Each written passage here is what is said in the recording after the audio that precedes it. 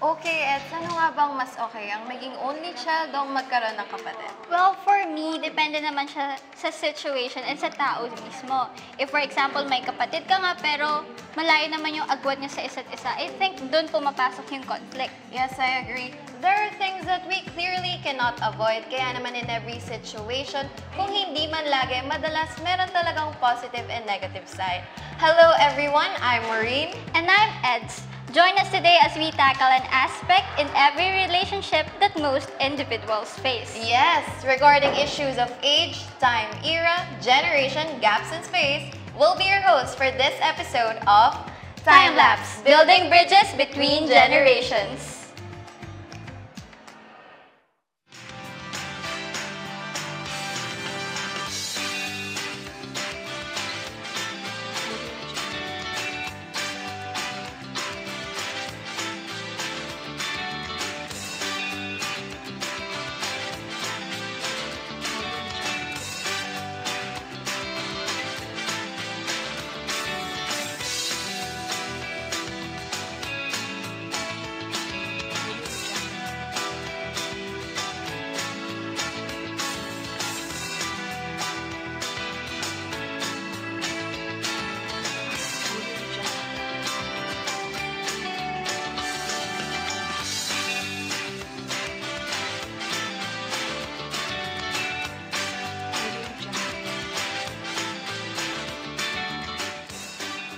Okay, Eds, I really like that video kasi very, na-depict niya talaga yung differences no generation ng kids before and ngayon, now. diba? Kasi yung kids before Very talagang... active sila outside. Yes, pero ngayon mas active sila online, diba? Very digital na talaga That's ngayon. right.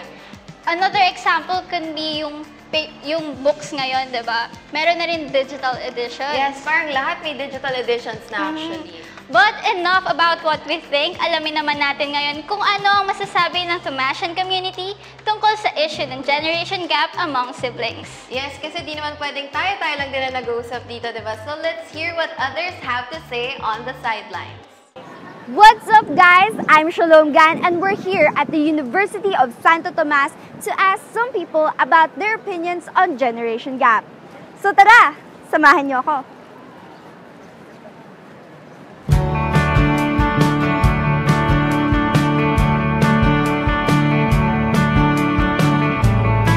Are you close with your siblings?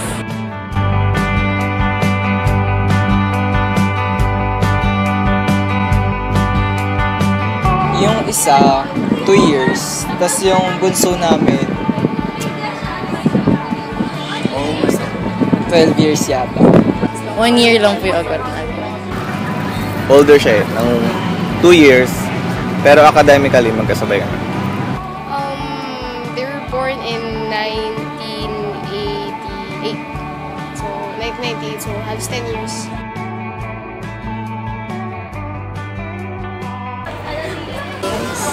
A lot. I think, kasi sobrang similar po kami. Sobrang magkalapit ng year. So parang, pag mas similar, di ba mas madaming nagkapareho.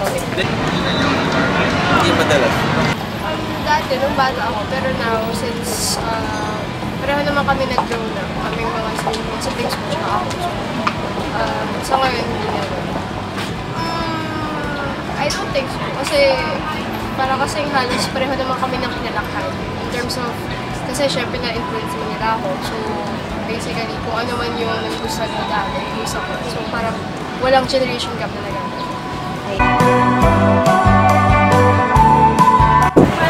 Give and take.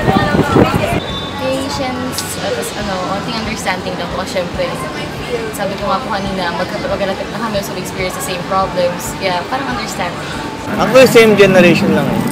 Dati, siguro nung high school, medyo hindi kami magparehas ng thinking. Then, came sa, siguro sa point na nag-catch up na lang later on. Parang automatic na.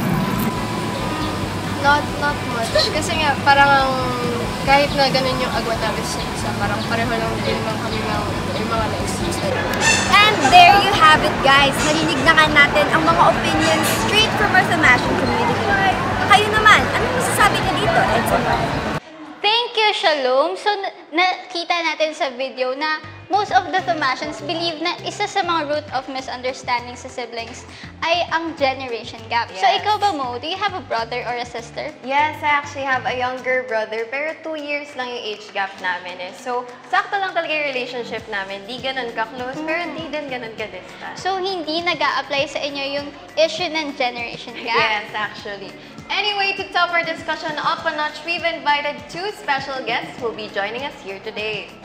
That is right. So ladies and gentlemen, don't go away because Time Lapse will be right back after the break.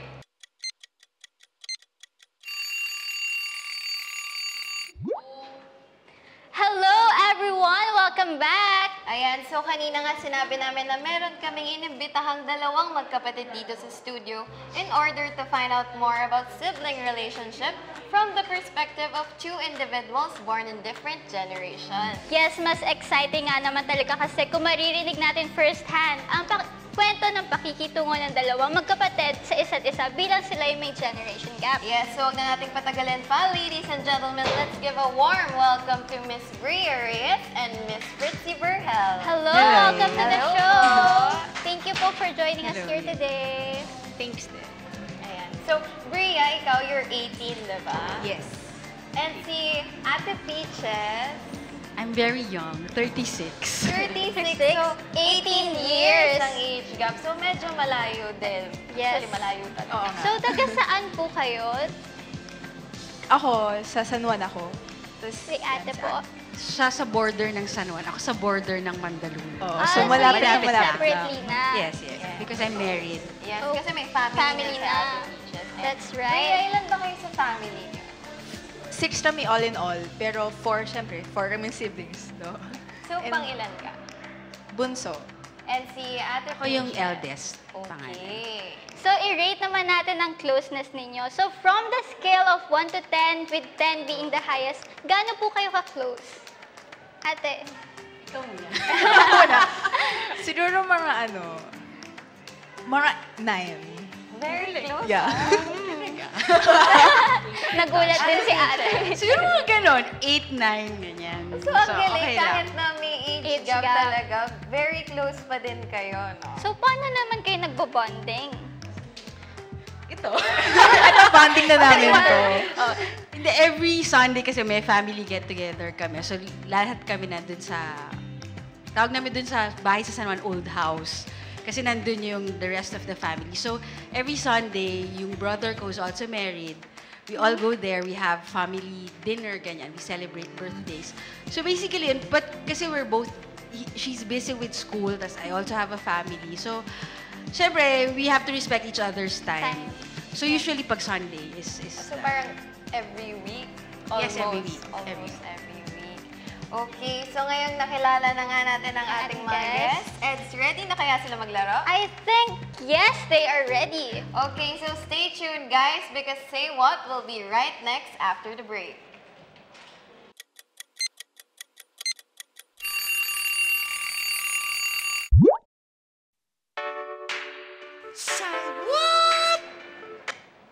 Welcome back. You're still with me, Maureen. And Eds, and of course, our guests, Ate Peaches and Bria, for this episode of Time Lapse. So we left off right after introducing our next activity, the game we'd like to call Say What. So, are you ready for this? Okay. So the game goes this way. We'll show different pictures in the screen. You can guess po for 1 minute kung yung mga naka-flash sa screen, paramihan lang ng mag-guess sa screen. And then kung may sinong may pinakamarami, syempre siya yung winner. But if there would be an instance na wala talaga kayo idea dun sa flash namin sa screen, pwede naman po kayo mag-pass. Isa-skip na lang natin siya. Pero hindi na natin siya pwedeng balikan na. Okay. Move on na, ganun. Yes. Okay. So, Are you ready? Ready? okay, kung ready na po tayo, say what? Okay, who'll go Okay. first, Mo? So, let's let the older sibling go Okay. first. Ate Fritzy, let's look at the screen screen. over Game here. na, Snakes and Ladder. Okay. It's a Pass. movie. Cooking Mama. Ang galing. Hindi ko yun alam. Winx. Kailang points. Sa Kim Possible, I forgot the name. Si Pass, I forgot. Yan. Pinball machine, sino yan? Yes. Pass. Maliit siya. Care Bears. Ay, pass. Yeah. YouTuber po. Mr. Bean. Yes. 4. Ay, pass. Time's up! Okay, Ate Fritzy. Medyo madami actually nakuha niya. Naka 7 points si Ate Fritzy. Yes. Ikaw ba, Bria? Kaya mo bang talunin yon? Sana. Okay, we'll see. Bria, tingin tayo sa screen dito, okay? Okay. Timer starts now. Okay. Si Pass. Barbie.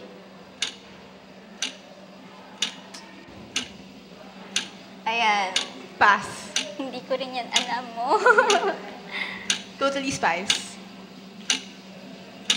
Ito lang. Sims. There. Pass. Ayan. Pass. Comics. Ayan. Comics yan. Comics. Pass. Pass. Kasi. Ayan. Game. Game. Sungkra. Yes.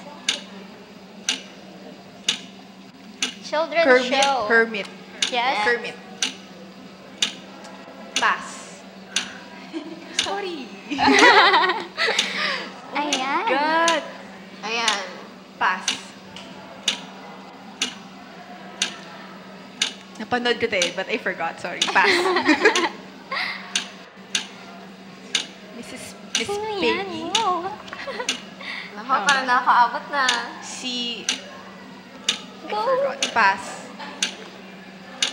Okay. Tumbang preso. 2, 1. Time's up. Okay. Nakailang points si Bria? Naka 8 points si Bria. Hindi nagkakala yung scores, ha? siya.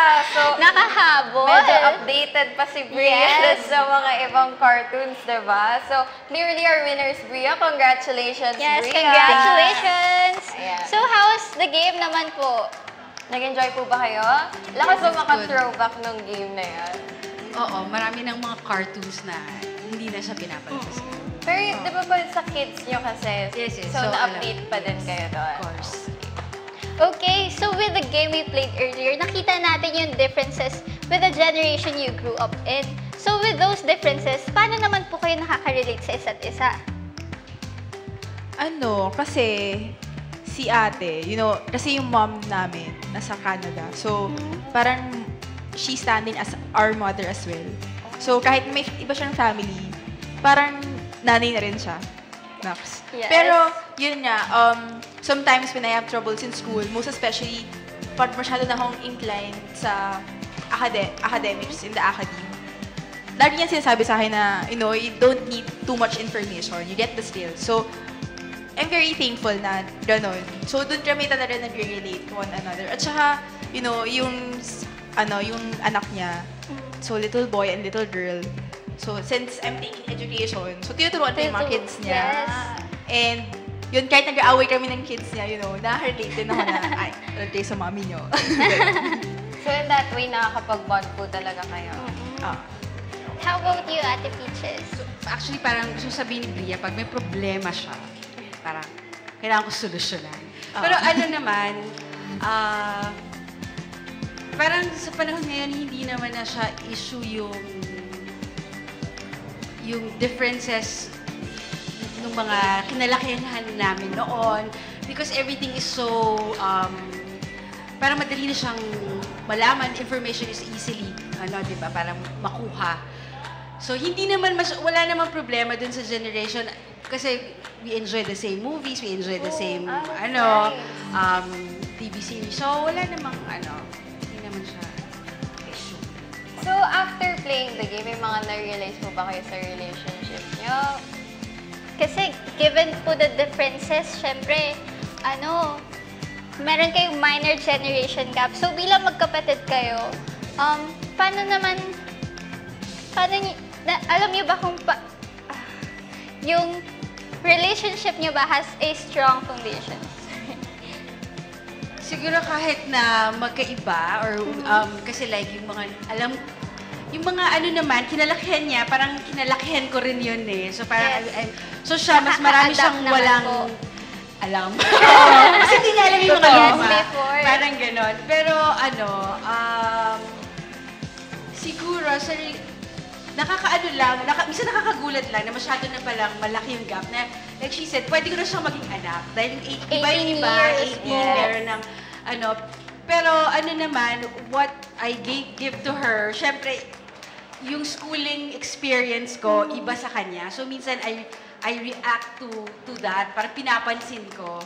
Yung ganon. Kasi iba, magkaiba naman. Pero hindi naman offensive or critical way. I try to be as constructive as I can.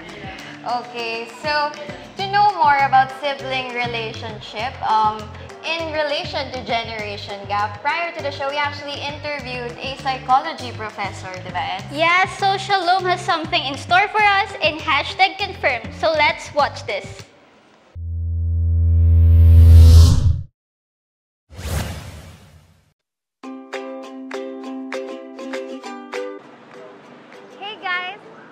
At the Thomas Aquinas Research Complex to ask an expert about her opinion on generation gap. Let's go check it out. Okay. Nowadays, marami na tayong factors that influence our youth. And in terms of generation gaps, I would say it's not a societal problem, but it's a factor to consider. So when we are tackling certain topics, certain issues, it's good to consider that there are generation gaps. No? So I don't look at it as a problem na it's something negative, but something positive actually. Kasi you get views from this generation.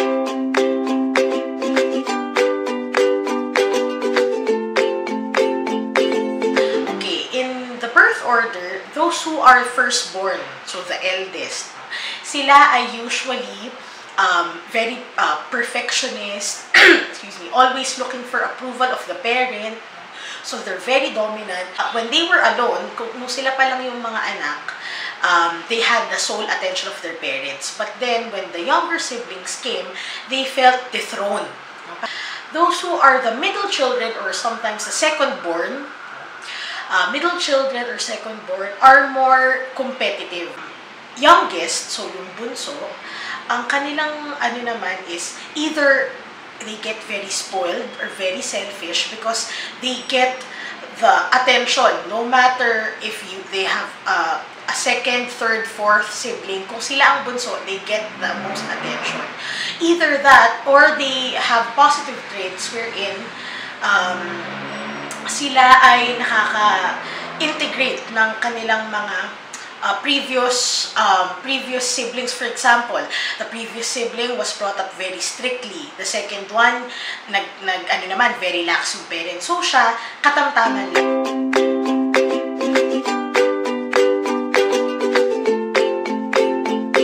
The older siblings, siguro, let's say, who are less modern or mas nakakaalam sila ng mga older practices, should keep an open mind of learning these new things.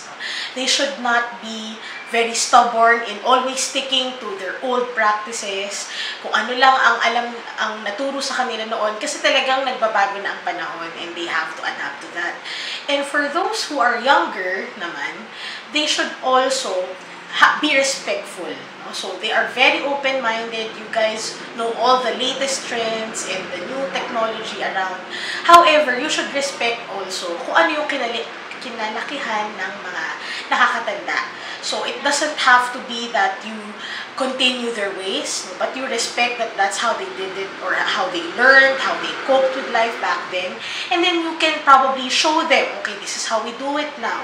So in a very nurturing way and not in a way na you feel that you need to be smarter than them because you are more exposed or knowledgeable to the modern advancements. At ayan na nga, narinig na natin ang expert opinion ni Ma'am Conle, a psychology professor from the Faculty of Arts and Letters. Again, I'm Shalom Gan. Back to you, Edson Maureen.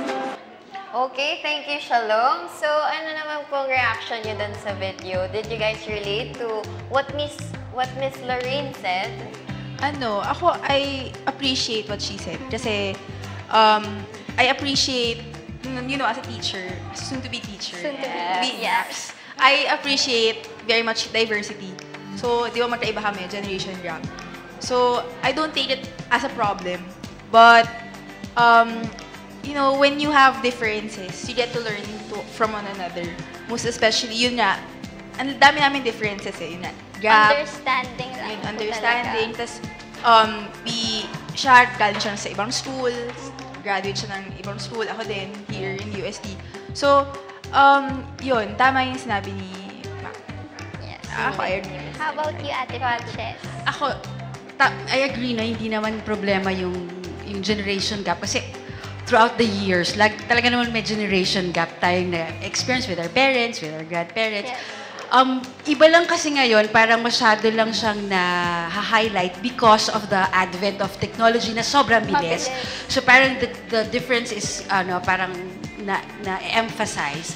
But still, I think the key naman to good relationships, not just with siblings or kahit with friends, with your parents, is you spending more time together. Kasi kahit naman anong generation na, kung alam mo yun, kung meron kayong something common, so parang mahilig kami manlait. Gano'n. So nakaka-relate kami. I think yun lang. It's a conscious effort to spend time. Hindi kahit nga wala kayong something common, if you spend time, wala kang choice eh. You will learn, you will adapt. You will adapt to that. So, as siblings, wala ka kasing choice din na in the same manner na hindi ka makakapili ng parents, hindi ka rin makakapili ng siblings. So, wala kang choice. Ganun lang. You will adapt to it. Siyempre, there are differences, not necessarily brought about by differences in generation, pero differences in personality na gano'n. So, pareho lang. So, I think what we do as a family, kasi kami, ako at saka yung second namin, magkasunod. And then the third is, 9 years yung gap nila. Malayo talaga. Tapos sana. So kami, as a family, we bond sa food. Talaga, we love to cook, we love to... So, kahit na iba-iba yung generation that we grew up in, parang okay lang, chill lang. Wala kaming away, wala kaming hindi drama. Hindi kami madramang pamilya. Hindi talaga factor. Hindi siya factor because I think malaking... Well, una, when my mom left, later na kasi siya umalis. So, wala kaming choice. Parang it's the time na we have to strengthen the family dahil wala yung mommy ko. Parang ayaw na namin siyang bigyan ng problema while she's there. So, parang ayun. Ayan, dito pumapasok yung #confirm. So, at least naging helpful naman yung sinabi ni Miss Lorraine. So, Ate Peaches and Rhea, thank you so much for joining us today. We do appreciate you for making time for us. Yes, we do hope you had fun. Thank you for accepting our invite. Okay, so before we bid farewell, maybe you would like to greet someone, your loved ones maybe, husband, your classmates. Hi, UST. Hi, UST. Hi, Edu. Alright, thank you again for the millionth time. I guess that's it for today. Sorry to cut this episode short, but for more updates, you can like us on Facebook at www.facebook.com/altocatv. Yes, and you can also send us your tweets, and please do follow our official Twitter handle at HiAlto as seen on the screen below. Thank you for joining us. Once again, I'm Eds. And I'm Maureen, your host for this episode of Time Lapse. Thank you, Pati. Thank you so much po. Enjoy so much. Magulo pala pala na. Kaya ang lahat. Live. If you love somebody, better tell them what they hear, 'cause they just may run away from you. You'll never know what went well.